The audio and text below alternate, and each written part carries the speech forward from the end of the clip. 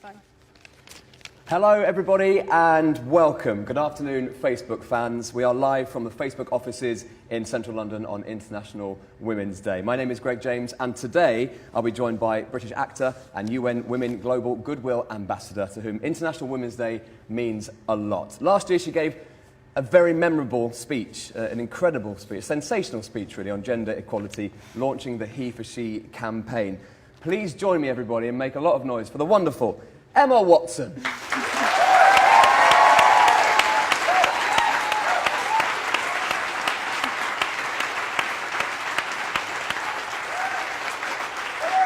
Welcome.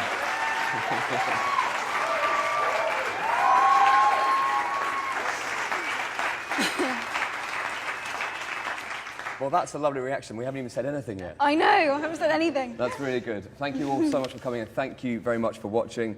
And thanks for getting me involved. It's a real honour to be part of this. I watched the speech when it was, we did it in September and I felt absolutely compelled to do something, so I was really happy to be asked to get involved. Thank you. Great to have you here. Are you feeling well? Are you good and happy? I'm good. I'm a little nervous, but I'm very excited. I'm very, very, very excited. That's good. This is amazing that Facebook have done this. It's so cool. So your Facebook fan page has just passed 30 million fans. I can't even wrap my head around that. 30 million is a lot of people. Insane. Yeah. That's so many people. So a lot of people are watching this so many people. Right now, and you keep up to date with your fans, and you like the conversation between you and your fans on there. I really do. I think it's been such an amazing tool for me because I can instantly and directly share things that are really important to me, and it's really personal.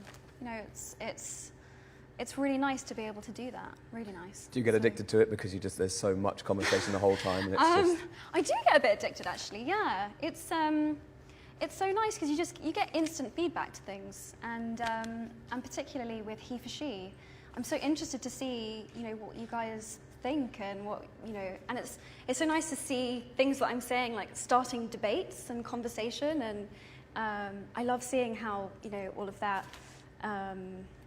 unravels really. It's really fun. Well, the video that you put up to talk about this specific conversation was viewed 17 million times. I mean, that's crazy numbers, so a lot of people are watching today. And by the way, if you have got questions, please put it in the comments and we can try and get to them as the conversation goes on. We have so much to talk about, so let's get started. We're live at the Facebook offices today, and we'll get some fan questions later, which we'll have time for. But I want to talk about that speech that you did on the 20th of September. Now, obviously, talking at the UN is an incredibly nerve-wracking thing to do, I imagine. I mean, I can only imagine. I haven't actually spoken at the UN yet. They haven't asked me yet. But what was the mission statement? What was going through your head in the morning of that speech? What was the mission statement you wanted to get across? I guess I really wanted to communicate that gender equality, historically, has been predominantly a women's movement for women. But I think the impact of gender inequality and how it's actually been affecting men hasn't really been addressed. So I really wanted to make that one of the clearest messages in my speech. And I think also our society in general devalues the she. And when I say that, I mean qualities that are associated with the feminine, which are found in all of us.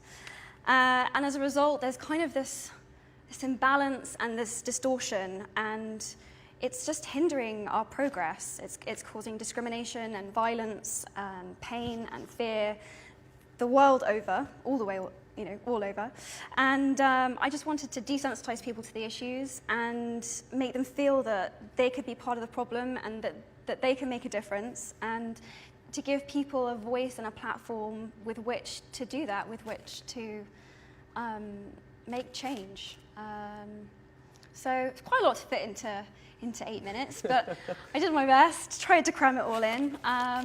Yeah, it was difficult. I really wanted to try and reach as many different people as possible in a very short space of time. What were the immediate reactions from your fans and from the people that know you? What were the reactions after that speech? What was said immediately? And how did you feel after you'd done it? Did you feel like you absolutely got every point across? Did you feel that was a lovely moment for the campaign? It felt like one of the most surreal moments of my life, I have to say. I remember at the end of it seeing people start to stand up, and it was like something from a dream or a film, or I thought maybe I died, and it was weird. It was just really surreal. I can confirm you didn't die. I didn't die, No.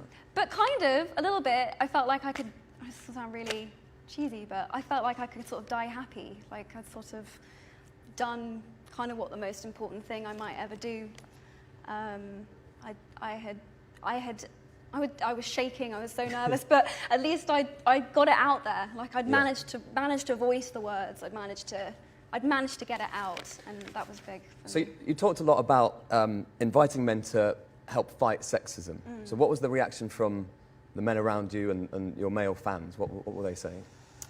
It was really touching because I got a lot of emails from, you know, my peer group, so guys I was at university with or guys I was at school with, but I got a lot of emails from men I'd worked with. You know, there was just a real, the demographic of men that I reached, it was sort of like everywhere from my dad and my dad's friends all the way down to my little brother Toby, you know, being all about it as well. So that was really cool, yeah.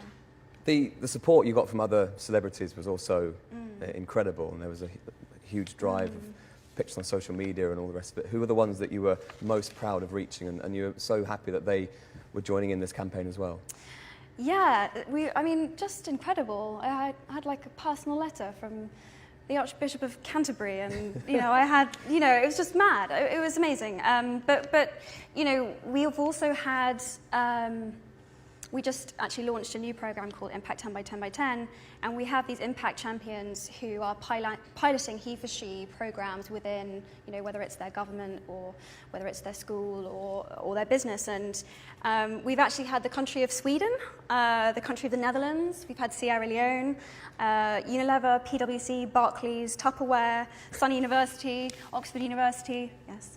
And we're announcing a lot more on March 10th. I'm not allowed to say who those other people are, but we, I mean, it's just incredible to have that kind of support, you know, on those kind of levels, you know, and then all the way down to, you know, I read a letter from a 13-year-old boy this morning, who was, you know, equally as passionate as the CEO of Unilever. So that's amazing. And it's only been 5 months. I mean, I think that's the other thing, is it's. Well, I feel like it's made a huge impact in those 5 months, and obviously it's very important that your fans and the general public are getting behind this, but you do need those corporations to help push those messages home. So it sounds like everything's going pretty well so far. It is, and yeah, I think, you know, in terms of male reactions, I think men have been like, yeah, we're on board, but now we're not really sure exactly how to help. It can be, they're still a little bit fearful and still a little bit confused of, okay, so how do I do this exactly?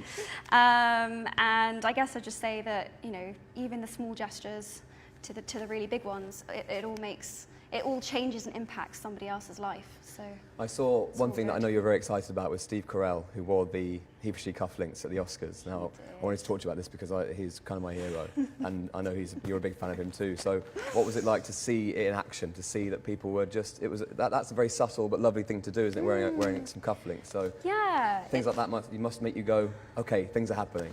Completely. You know, I had no idea that he was going to do that, and then, you know, it's just so overwhelming and humbling when men want to show their support like that. It's just so nice. It really is, and it does spread awareness, and it does make a difference. And you know, even if like 2 people on that night asked him what his, like, what is your cufflink? What does that mean? What is that? And he said, oh well, you know, I'm taking a stand for gender equality. Yeah. You know, that in itself, it's huge. So what are some of the things that you're asking your Facebook fans to do to be part of HeForShe? What are some of the things that they could actually, you know, take part in or do? Well, first off, I have an amazing number of male Facebook fans, and I need to check the number because it's so many, it's so crazy, I can't even believe it. But yeah, we only have 200,000 commitments on HeForShe.org. So Facebook fans, one thing you can do, just right now even, if you want to, is go to HeForShe.org and make the commitment. We still need more men signing up on that petition. Yeah, so that's definitely a really good way. And you know, and then I think it's really cute. I asked my younger sister this morning. I was like, what would be the one thing? What would be the one thing that you would want from the boys in your life, from the men in your life? And she went, I just want them to want to play with us. Like, I just want, you know, and again, I was like, well, that translates at every level. Like, we just want to be included. We just, you know, we just want to be included. I was like, wow, yeah, it's really very concisely done that. And then for women, I think it's really acknowledging or feeling comfortable or confident enough to acknowledge that there is actually a problem. Because it's uncomfortable, it's awkward to acknowledge that there is a problem, but we need to understand that we are complicit. And another sort of anecdote is that, you know, a lot of the, just a lot of the criticism I've ever had in my life, some of the harshest moments of criticism or some of the hardest moments I've had have been comments from other women.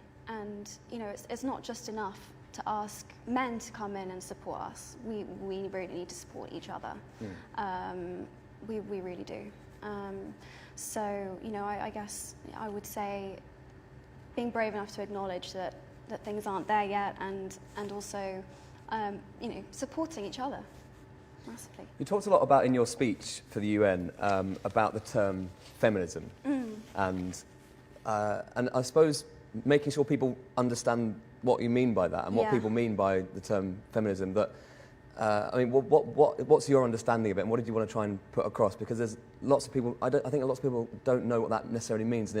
And I think you said something like it was not a dirty word, but it was a word that people are afraid of using. People are reluctant to use it. Why do you think that is? Because I think people associate it with hate, with man hate, and that's really negative. And I don't think that's what feminism is about at all. I think it's actually something incredibly positive. So I think that's why women became very reluctant to use that word. But I think that's changing, which is really cool. I'm aware of a lot more male feminists now than I was a few years ago, and it's really heartening. People have come back to what the actual definition means, which is equality politically, culturally, socially, economically. That's it. But even if simple. Even if that small message gets through now, I'm trying to remember what I was like when I was 15. Yeah. So I was a 15-year-old boy, typical teenage boy. If someone said to you, "Are you a feminist?" I'd go, "Well, obviously not." But I think but now it should be, you know, if by that you mean I would like men and women to be treated equally, paid the same, and, you know, all that kind of thing, I would say yes, I am a feminist. But I think that's a very simple thing for people to try and grasp hold of. It is. I think men think it's a women's word, that it's only women, it's only for women. But it really just means that you believe in equality. And if you stand for equality, then you're a feminist. Sorry to tell you. You're a feminist. I'm sorry. You're a feminist. That's it. So from this point on, what are the things that you're going to be working on in the next few weeks, next couple of months? What are the next targets for you? Next targets for me. Well, I'm going to harp on about this, but again, you know, getting more men to sign up to the petition, because 200,000 is just not. We're not there yet. We need more signing that petition. So that, and then really, it's working on the impact 10 by 10 by 10, and you know, we've had this amazing groundswell of support, and now we want to empower people to be able to take action and make change, and actually, you know, translate that passion into really doing something. So we're trying to support people with that, and we've been collecting HeForShe stories. So people have been sending us their stories, and I spend for hours reading these. They are absolutely amazing. Thank you so much for sending them in. I mean, it's just really heartening, actually. I go to bed at night feeling really optimistic about the state of affairs in the world, because I can see that there are people that really want to make a difference, and it's really cool. Who are the people that inspired you? The females in your life? Yeah. Maybe ones that you knew, your family, but also the ones that you watched on telly or you read, things that they've written. Who were the people that inspired you? Well, it's Mother's Day soon, so I guess the obvious choice is my own mum. She was a single working mother. She's also type 1 diabetic. So seeing her strength and resilience was really inspiring growing up, really inspiring. And I think she instilled in me, particularly in my teenage years when I was feeling very insecure and confused about what my purpose was. She really, really instilled in me that what I was thinking and what I was doing and what I was saying were ultimately infinitely more important than my physical appearance. Even when the world was really telling me the contrary. And she really encouraged me to be an individual. I remember her being thrilled when I got my first detention. Because she was really worried, I think, that I was going to be a bit straight-laced. What was it for? Oh, I failed the last exam. Yeah. You failed an exam and that was a detention? Yeah, I failed. I think I failed it a few times, actually, maybe more than once. Anyway, let's not go into that. But I think she did. She wanted me to be my own person, and she thought a bit of rebellion was a good thing. I'm not sure how failing my last exam was rebelling, but we'll go with that. So yeah, my mum, she's awesome. Yeah. She's a great lady. The UN obviously is a huge organisation, and when they approached you, or did you approach them? How did it come about? So I had already been working for fair trade, for a fair trade company which was supporting women abroad so that they had sort of economic independence. And then I was also working for a charity called CamFed, which provides scholarships for girls in countries where they wouldn't normally get to go. Usually it's boys that get sent and girls don't get really past primary school education. So I've been doing work with that. So I think they knew where my interests, where they lie. And they reached out to me, and then I had this amazing conversation with Elizabeth, who works for the UN. She's in the audience. And it was really just a meeting of minds, because she said, well, we have this thing called HeForShe, and it's, and I went, oh my God, it's completely my take on feminism, that we need to be including men in the conversation, we need to be including them in the dialogue. I have 4 brothers, I can see gender inequality is affecting them just as much as it's affecting me. We need to open up the dialogue. We need to give men a space where they feel that they can talk about this issue. And she was like, well, that's what it is, and she gave me the baton, and I've kind of been running as hard with it as I can ever since.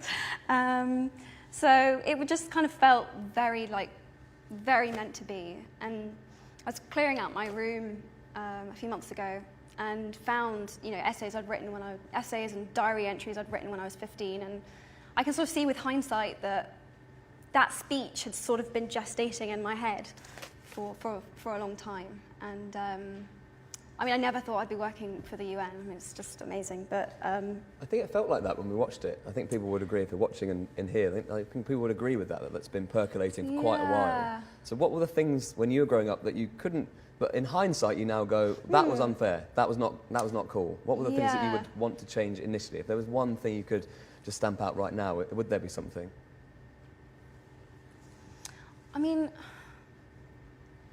I've been incredibly lucky. I really have been supported and had access to just a lot of opportunities that women in other countries probably aren't. So, I would never complain about my personal situation. But, gosh, I guess it's just, I think it starts young. I think it starts really young, with girls and boys being told what they have to be, and it can just be really damaging. I think, yeah, I mean, it's difficult because I have been incredibly fortunate, and you know, I think just encourage and include each other. Don't try and sort of ostracize each other, and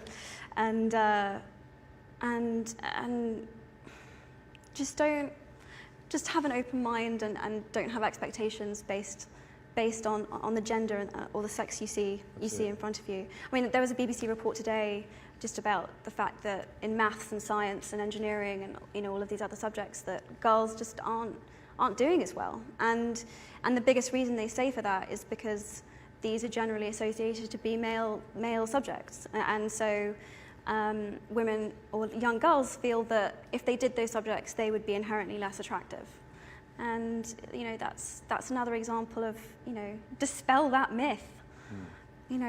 Like it doesn't need to be like that. It was interesting what you said about your brothers experiencing gender equality. Yeah.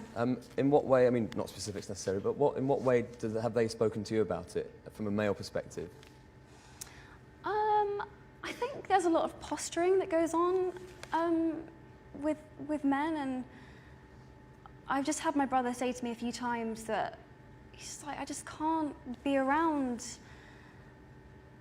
the way that some of my guy friends talk about girls. It just, like, I'm not sure they even know what they mean when they're saying it, but it's like they're imitating something. They're imitating this thing that they think they have to be, this male idea.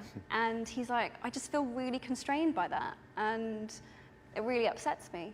I had a very similar letter from a man in the military who said that he experiences that a lot. I think we don't acknowledge how much pressure we put on men to conform to a certain perception of masculinity. I don't think we do. So, yeah, it's nice to hear that, and seeing how upset they get when, for example, after I gave my speech in September, I wasn't going to talk about this, but it's coming up. There was a website that was set up threatening to release naked photographs of me, with like a countdown and whatever else. And I knew it was a hoax. I knew the pictures didn't exist. But I think a lot of people that were close to me knew gender equality was an issue, but they didn't really think it was that urgent, or particularly, we live in Great Britain. This is a thing of the past. Oppression of women. It's sort of, we're fine, aren't we? We're good. We've got far enough. And then when they saw that the minute I stepped up and talked about women's rights, I was immediately threatened. I mean, within less than 12 hours, I was receiving threats. And I think they were really shocked, and particularly one of my brothers was very upset.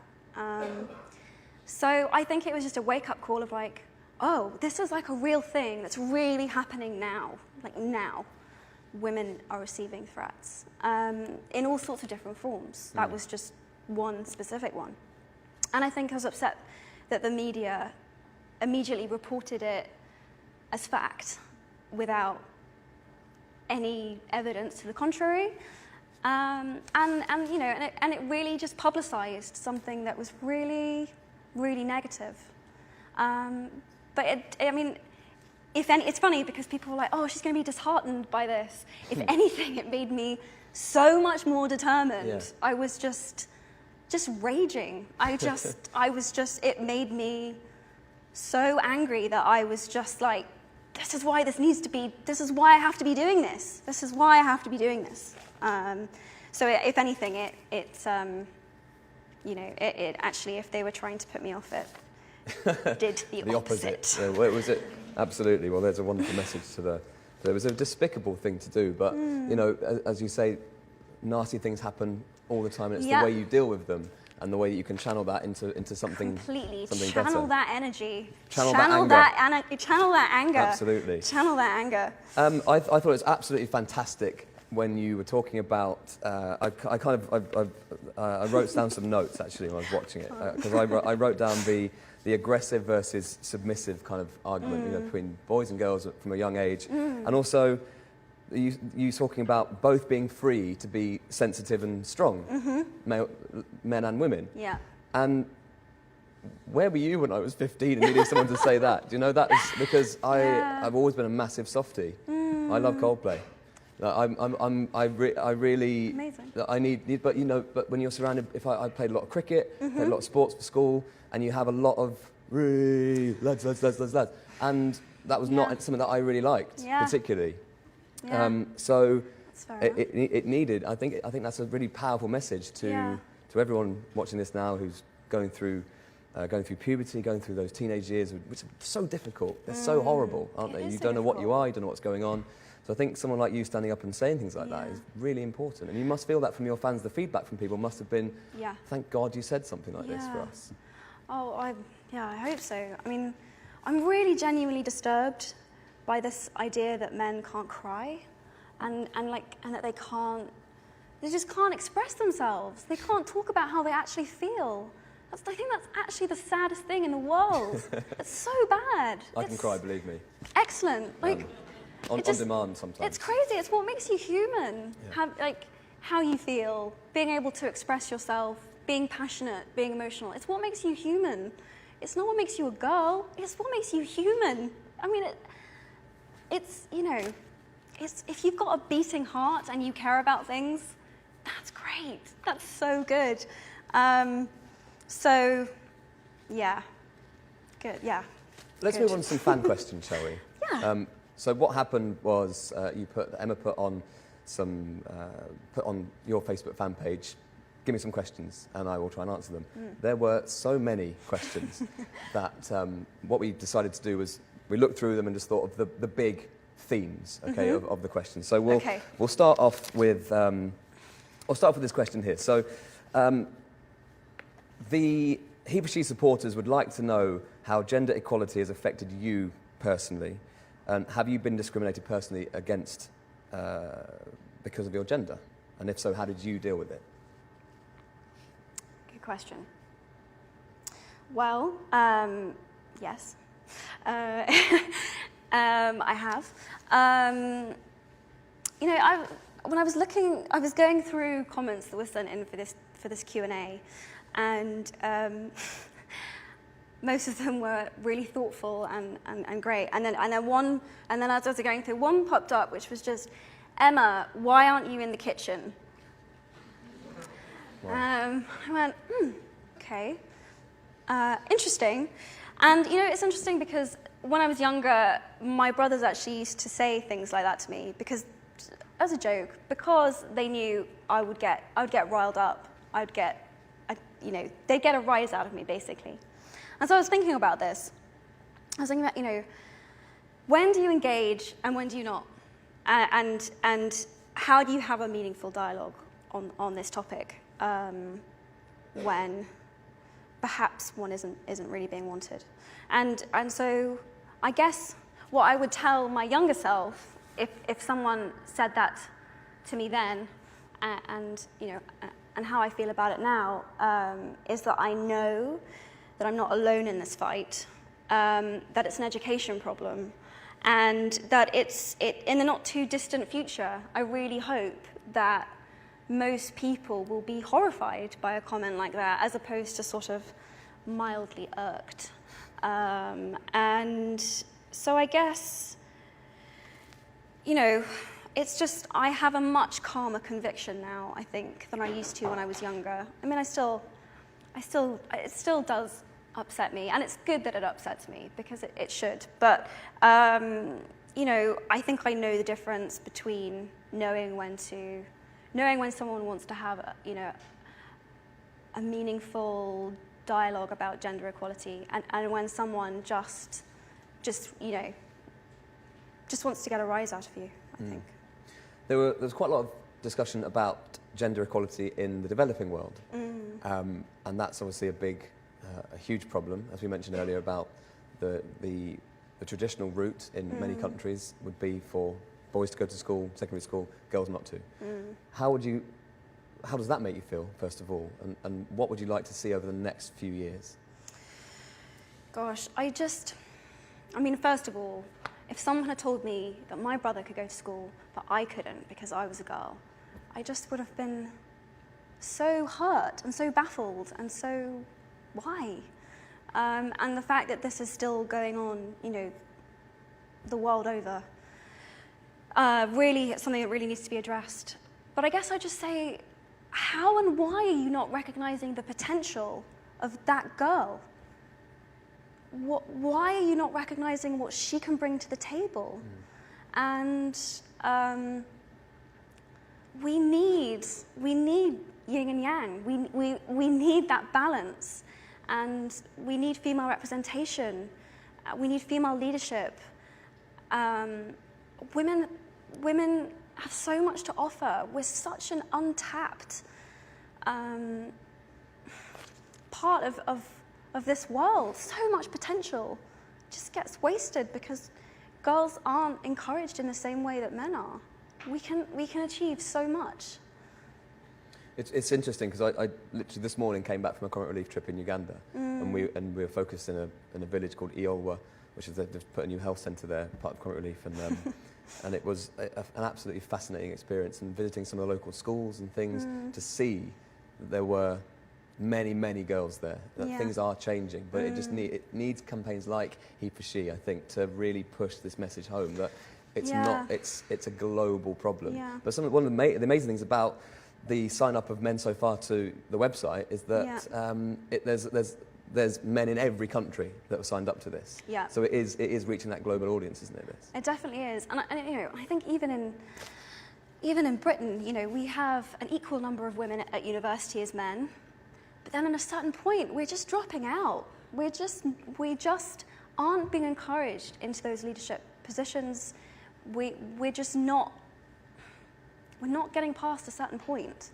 And so, yes, it needs addressing abroad, but it still needs addressing here. In the West, we're not there yet at all. We've still got so much work that we need to do, and that we need to pioneer.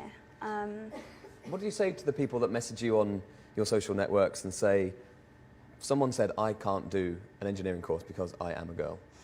And this must be, it's regular, isn't it? People say these sorts of things. It is regular. Oh, just don't let anyone tell you what you can or cannot do, or can or cannot achieve. Just don't allow it. Just do not allow it. It's wrong. It's so wrong. Be whatever you want to be. And that's the amazing thing about social media, is that, wherever you live in the world, or whatever conditioning, or whatever the people around you might think, you can access a whole community of other people that think differently and that want to support you. And, that was a crazy moment for me. It was, not really thinking. I just responded immediately to this girl who texted saying, my dad says girls can't be engineers, and I just said, well, and what can I do, about this? I said, well, go and be an engineer. Just go and prove them wrong. You can do it. And then within, a couple of hours, 3 or 4 different engineering academies, fellowships, whatever else, had contacted her and said, women can definitely be engineers, and we'd love to help you do that. And that's amazing. That's so amazing. That's the amazing thing about what social media can do, is it connects people in the world to a community that they might not be able to access directly around them, and helps them, think bigger. We have someone in the audience who'd like to ask a question. Where is Ella, please? Ella, are you here? Now, hold on. We need to get you a microphone, otherwise no one's going to hear you. So, there you go. Hi. Hello? Can you hear me? We can hear you. Okay. Media states you earn less in your film roles in the Harry Potter series than Daniel Radcliffe and Rupert Grint.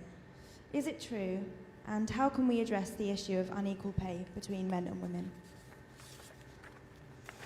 Good question. Thank you. Interesting question. Thank you. I don't think I would ever even dream of complaining about my personal circumstances. But yes, there is a big problem in my industry, in the film industry, in the industry which I work. Currently, females comprise 7% of directors, 7%. 19.7% are writers, 2.2% are producers, 13% executives are women in the film industry. And we know that when you have a female writer or when you have a female director, there's a higher representation of women.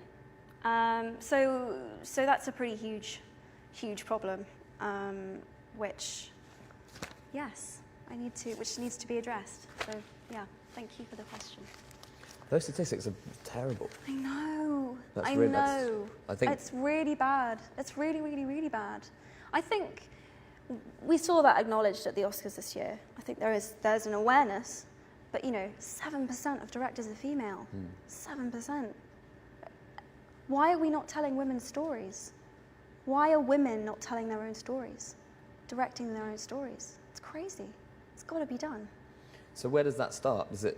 I mean, obviously, HeForShe is very much men and women standing together, working together to become, for it to become a normal thing that everyone is equal. So where does it begin in tackling it in a thing like the film industry? How do you start that? There have been moments when I've struggled with it in my own life as a woman, which is, for some reason, women are still in a place where we feel like we need to be given permission.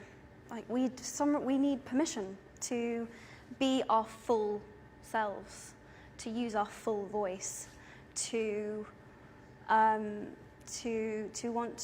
to lead, and I think that has to change with encouragement and role models, and just changing that mindset. A lot of the comments that I read on your Facebook page were from a new generation of activists, I suppose. So your young fans who have grown up watching you and been a fan of yours for many years, and they are a new generation. It makes me so happy to hear you calling my fans like activists. It's so cool. They're because activists. It's true. They are. Yeah, they are. They are. They're a wonderful, powerful army, really. Seriously. But that can galvanise so many different types of people as well. So a lot of the comments were sort of saying, "Okay, I'm on board. Yeah. Now what? What do you want me to do? Give me some instructions." Give me some instructions. So if there's boys and girls watching this right now, back to school tomorrow. Yeah. What are the things that they can do? Are they shouting about things? Are they saying you shouldn't really talk about women that way? What are the things that they could do? The simple, everyday things. Gosh. Well, it's I think people feel intimidated because they feel like they have to come up with like some grand, huge scheme that, it's not as complicated or intimidating as that. Actually, it's everyday, it's individuals, it's on a case-by-case basis, taking action, just doing something. Whether it's speaking up, whether it's, just trying to change the way that someone else thinks about the issues. It can be done in so many different ways, and the stories that I've been getting are a testament to that. There've been some really creative ideas, which we're actually going to start publishing people's stories on the website of what people are doing and how they're choosing to help. But I can't tell people. It's got to be your story. It's got to be how you personally can make a difference. And it can be anything. And the smallest thing, the smallest gesture goes such a long way. It does. It really, really does. There were also a lot of comments about the dichotomy. Mm-hmm. That's a great word, nice by the way. Word, yeah. Between chivalry and sexism. Okay. And I think this kind of goes back to what we talked about earlier, which is saying feminism. Yes. Going, I'm a feminist. Am I a feminist? Like a man saying, am I a feminist? I don't know what that means. Kind of treading on eggshells around the whole thing. So there was a lot of people were sort of saying things like, as a woman, would you be offended if a man opened a door for you? And there's a lot of people who think about things like that and go, well, I mean, they're worrying maybe about the smallest issues Panic. there. But how would you feel? Because I will base what I do when we leave here on your what I answer. say now. Okay. Yeah. Okay. No pressure. Just to let you know. I love having the door open for me. I mean, isn't that just polite? Isn't that just nice? Isn't that just a nice thing to do for someone else? I love having the door open for me. I love being taken to dinner. It's so great. But I think the key is, would you then mind if I open the door for you? Absolutely not. In the corridor. No. Excellent. I'm lazy. Well, then that works great. Yeah.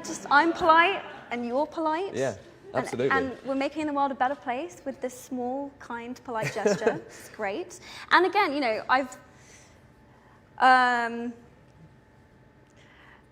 I actually took a man out for dinner and I chose the restaurant and I offered to pay. And it was really awkward and uncomfortable. I'm just going to say that. It was not going down well. Really? Not because, actually, I'm sure he would say he was a feminist, but he was just like, oh, this is a bit, I'm not really sure about this. It's making him feel a bit tetchy. But the cool thing about it was that we were both willing to have the conversation about why it was awkward or why it was uncomfortable or you know, like, you know, we were able to have this dialogue where I was like, well, it's okay. I chose the restaurant because it's my favorite restaurant, and I would love to pay. But next time, you choose the place and you pay, or whatever it is. You're going to split it, or whatever makes you each feel comfortable. Yeah. But it's just, I think the key is like chivalry should be consensual. Both parties should be feeling good about that, and. I think it's just a problem when people expect things to be a certain way, to follow a certain status quo. And it's awkward and it's messy and we're in transition right now and everyone doesn't really feel like they know what to do, but it's okay. Just be willing to have that awkward conversation. It does come out okay in the end. It does. It really does. Also, Nando's is quite cheap, so you're probably fine. Yeah. So I like Nando's. Yeah. So I think we've covered that one. Yeah, I think we're good on that. Yeah. Politeness is great. I love politeness. But it's just politeness I love between chivalry. two humans, right? Yeah. So that's the thing. Yes, that's the key. I would equally open the door for a man, and I would, you know, that's Equally fine. open it for Just a be a woman. polite. I've been brought up well by my mother, and she would Yes, say, and open this the door is- for someone, hold the door open for someone. This is key, and I would do the same. Okay. Excellent. A lot of questions on the Facebook page in the comments about LGBT community. Okay, so the HeForShe campaign, in your statement, there were people who watched it and thought, okay, great, but what about my community? What about people around me in my life? So how will the HeForShe campaign benefit the LGBT community? Okay, really good question, really important question. So, HeForShe is about men coming in to support women and femininity and feminine qualities because they are currently valued less by our society. Feminine qualities are generally valued less. And I think femininity needs to be embraced wherever it's found, whether it be found in a man, whether it be found in a woman, whether it be found in a gender non-conforming person. Wherever it's found, we need to be embracing it. I'm also against racism and homophobia and classism and ableism and xenophobia and all of it. I mean, my specific mandate is to advocate for women and girls. I'm a UN Goodwill Ambassador for Women. So, you know, I'm here to do that. But I also understand that these oppressions are interlocking, mutually reinforcing, and that intersectionality is a really important word here. And we just need to be supporting each other, definitely, 100%. And I hope the LGBT community does feel included and does feel that this is their movement, because it is. It definitely is. So if the UN Secretary General is watching this, my dream would be that I would be working for the UN Equality Agency, that gender equality would be such a thing of the past that wouldn't even need to exist. It would just be UN Equality Agency, period. Full stop. Yeah. Done. That's the dream. That is the dream. There was a question that just flashed up a minute ago, actually, up here, which was, I don't know where, well, it's gone now. Oh. It's gone. But it was, there it is. Oh. That was clever. How did you know what I was thinking? Wow. It's Facebook, they know everything. It was, oh, it's gone Reading again, your great. mind. It was basically a question which said, if you didn't do something now with this campaign, with HeForShe, what do you think would be happening in 10 years' time? And what are your fears about, what are your worst fears about in the next 10 years if we don't make a stand now? I think, for some reason, we have this view, it's like, women have the vote in this country, you know, we're doing all right. This isn't, there's a lack of a sense of urgency around this issue. And also, people not really understanding what a huge impact this issue has all over the world. I think it's probably one of the biggest contributors to poverty, to violence, to discrimination. It hinders development, progress, all over the world. And you know, just for example, I was reading The Guardian this morning. As reported in The Guardian this morning, 85,000 women are raped in the UK a year. 85,000, that's where we're at. 16% gender pay gap. Parliament, 77% male. I mean, just tell me there isn't a problem here. Just tell me there isn't a problem. It just doesn't make sense to me that we're so not there yet. The UK ranked 56th in the world for female political representation. We hopefully should move up to 36th in May, but it's still embarrassing. I mean, we're meant to be one of the biggest, most progressive democracies in the world. We should be at the forefront of this. We should be leading the way, and we're straggling behind. We're not. It's just sort of stagnating for some reason, and you know. Those figures again are ridiculous. So I know. Why has Just it got like that? this morning those came out. But do you think it's got like that because, like you said, oh, women have got the vote, it's fine. Yeah. Like, so that was quite a while ago. Yeah. I think they think that gender inequality is, you know, I don't know what they think. It's definitely a problem. It's definitely a problem now. And this is why there's something that came up. Someone about, you know, first world feminism. That's, who cares about that? And I find this really confusing because I'm like, surely I've been incredibly privileged, and I haven't been held back because I'm a girl, but surely it's therefore my responsibility to make sure that other women have access to the same privileges that I have. Surely surely it'd be bad if I wasn't doing this. Like, you know, making sure that what I've been lucky enough to receive in my life is extended outwards. So yeah, crazy figures, really upsetting figures. I wanted to address, I think we kind of covered this, but I wanted to address it because it was talked about a lot on your Facebook page. But obviously it generated a lot of conversation when you did the UN speech. Yeah. It was something crazy like 1.2 billion social media conversations. I mean, that's great. That's a great start. A lot of people were, well, not a lot, but there was a lot of criticism from about the role of women in the movement. Okay, Right. so that was kind of, all right, well, is this a man's club type thing? Is this men saving women? But I think it's very important that that's not the message from this campaign at all. No, it's not about men saving women, and I think it's a misunderstanding. I think I think women are already in the club. We're already in the club, and because it's our movement. It's our movement. It's not a men's club, it's an equality club for both genders. It's an equality club for both genders. It's about men coming in support of women and women coming in support of men. It's both of those things. And Gloria Steinem actually, so cool, Gloria Steinem gave a speech last week at a HeForShe event in New York. Surreal and amazing.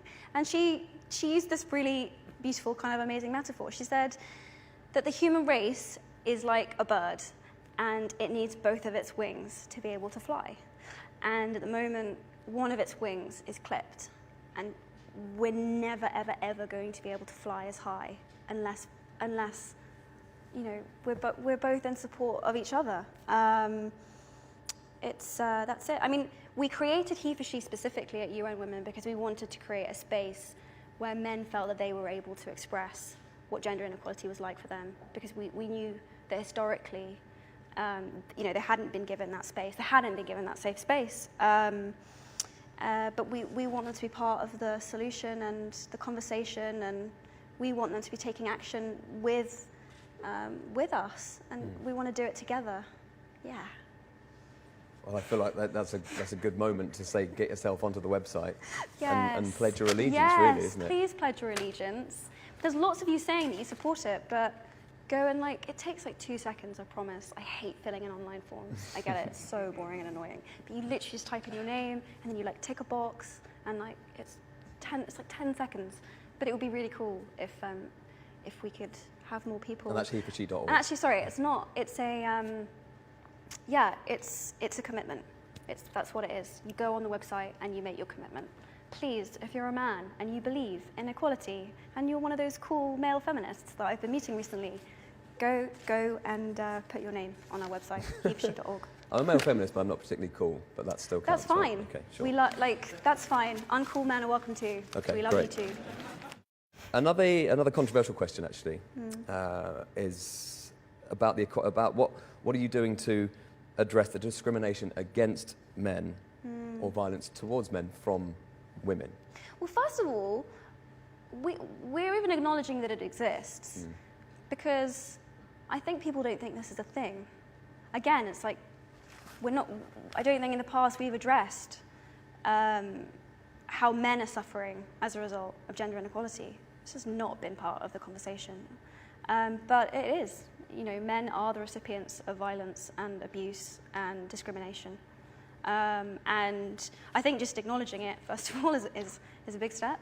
And then, you know, we're also trying to give them a safe space where they feel like they can talk about these issues, where there previously, you know, wasn't before. And we want to try and, you know, help and support them. You know, I think violence against anyone is abhorrent. But just because we're saying it's not right that women are the recipients of violence, we're definitely not encouraging violence against men. That's really not how the logic works. Yeah, it's equally important. One of the wonderful things in that speech, which I keep going back to, because it affected me quite a lot. I really enjoyed it, and I really connected with what you said. But the thing that I think a lot of your fans and people watching this can take away is when you talked about, if not me, then who? And if not now, then when? And that's, again, you're sort of underlying the urgency of this. Yeah. Because this is a problem that is happening right now. And it's not really getting much better at the moment. It's really interesting. I hear this a lot, and I've heard my girlfriend say it, and I've heard my guy friends say it too, which is just, you know, oh, I saw this thing happen today, and it was just so rubbish, and it was just so embarrassing what they were saying, and it was so, you know, whatever else, but I just thought, you know, who am I, you know, or what good would it do if I said something? It's like the person that was the recipient of that misogynistic comment, or, you know, or whatever it was, it'd make a huge difference to them, massive difference to them.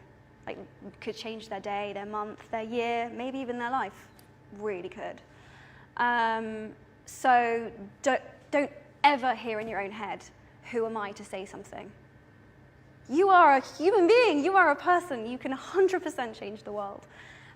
And it's small ways, it's everyday ways, it's the little things really count and really matter. And be brave, be brave, be brave. We have a little bit of time for some questions from the audience, if that's all right. So if we do have anybody who would like to ask a question, Yours was the speediest hand I've ever seen, sir. That was straight up. The guy in the Hogwarts jumper. So brace yourself. Okay, I'm braced. Wait for the microphone. Okay. Hi, Emma. Hi. Can you hear me? There we go. I think we're on now. Yeah. Hi, Emma. I'm Thomas. Every time I'm involved in a debate about gender equality, specifically equal pay, the most frequent argument I hear against it is that it shouldn't be fair for women to be paid the same as men. Sorry. Because it's more likely for women to be taking time off on maternity leave. Obviously, that's not really fair at all. Not really fair, Phil, but what would you have to say to people who have that argument? Gosh. Yeah, I've come across this argument a lot. I guess I would just say that maternity leave in this country is around 2 months, 2 or 3 months, and I don't think in the grand scheme of things that's the kind of amount of time that's really going to hinder a woman from being able to achieve and be incredibly effective in whatever her particular field is. And I think men should be equal partners in raising children. I do. I think there shouldn't be an assumption that having children is something that only affects women, because women need men's support in those circumstances just as much. And I think it's a really unfair assumption to make that it's only women that are going to be sidetracked by raising children. It's one of the most important things as a human being, you know, that you can be involved with, is fostering and nurturing a human being. And men need to be playing their part too. I don't think it's enough to discriminate against a woman or hold her back or not to recognise the potential that she has. Thank you, Thomas. Great question, thanks. In your Hogwarts jumper. Yeah, Expelliarmus. great question. Okay, we have loads more. Yes, wavy lady hand there. Yes, you. We should have name tags above everyone's head. Yeah, really. we should. Hi. Are we on? Is it working? No. Are we on? Yes. It's There we okay. Yes. go. Hello. And hello, I'm Sophie. If you had the magic power, what would you change to help women? And what would you convince male employees to support your action? How would I encourage male police to support women in the police force? And how would you convince male employees, Male employees, yeah. because I am from a business part, to support your actions? To support. Yeah, to support your actions. How would you support. convince male employees to support your actions in a workplace? Gosh, I mean, the pay gap is such a big one. It's like if you know that a woman is doing exactly the same work that you are, and you know that she's being paid less, it'd be so cool if you said something about it. That would be amazing. That would be so great. And if you're a business leader, or if you have that power at the top of your company, then ask the question: are the women you're employing being paid the same? And make sure that you are. Make sure that you are. And it's that simple. I suppose if really. there's managers and Yeah. bosses watching this, Yeah. then that should be one Yeah. of the things they do next week. Yeah, That should be one of the please, things. just go through, just look at it. Look at your figures honestly, and just see, are you paying women the same as men for the same work? Yes, sir, in the purple. You might have to wait some time for this microphone to get passed back here. Unless you brought your own microphone, in which case you can use that. That would be. I've come That prepared. would be so cool. I knew I'd get the opportunity. Yeah. Finally. Hi, Emma. My name's Harsh. I wanted to ask you, well, firstly, I'm a big fan of Hermione Granger, but a bigger fan of Emma Watson, who is the face for HeForShe. Thank you. My question essentially is that if you were a man, would you be equally passionate about gender equality? If I was a man, Yes. you know, it's interesting. You have to think quite hard about this one. If I was a man, no. I'd say my brother actually, weirdly, more of a feminist than I am. He's pretty passionate, and we look a bit like twins. So I can kind of get myself in that headset. No, yeah, I would. I definitely would, because it's right, not because I have a mother or a sister or or whatever. Just because it's right. Are you passionate because you're a man? Absolutely. Good. Excellent. Good to see. Yes. Man tie in the front row. Lovely, Hello, lovely, Emma. a lovely I'm tie. really- That. Yes. Sorry, I'm a really big fan of your work, and my question is regarding something that I'm currently studying, and it's regarding gender in the workplace. And it's what would you say are the root causes of gender inequality in the workplace, and how do you think HeForShe can help overcome this problem? Gender equality in the workplace. Yeah. We've talked a lot about it. We have. Even though in Britain, for example, we've passed laws and we've passed legislation, there's still a big gap in people's minds and people's mindsets. Traditions and social change. It just takes time, changing the way that people think. It's a slow process. So it's really asking someone the right question that makes them go, huh, yeah, I guess that does make sense. Or I guess this thing that's happening doesn't really make sense, but I've just accepted it because that's how things have always been. So I guess it's just questioning. It's being willing to question things and make up your own mind. Thank you very much. Unfortunately, we have run out of time for audience questions. We could be here for I hours, couldn't we, know, right? this is terrible. But thank you so much. One final thing from me. Do you think that it's possible in our lifetimes to achieve what you're trying to set out to achieve? Gender equality? At current rates, no. I will probably be dead. But I think I'm just going to refuse to die.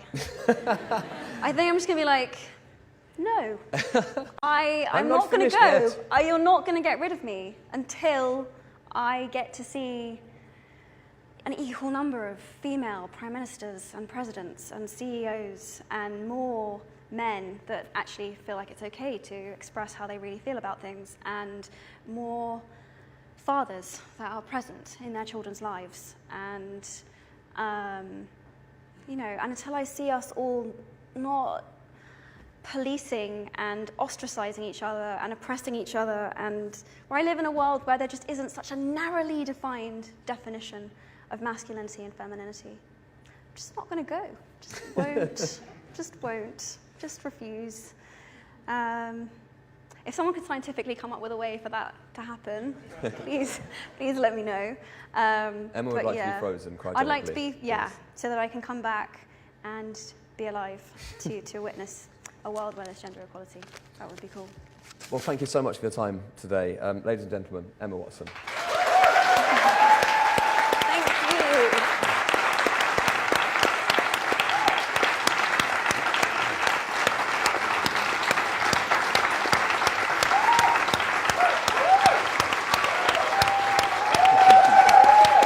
What a lovely crowd, lovely audience.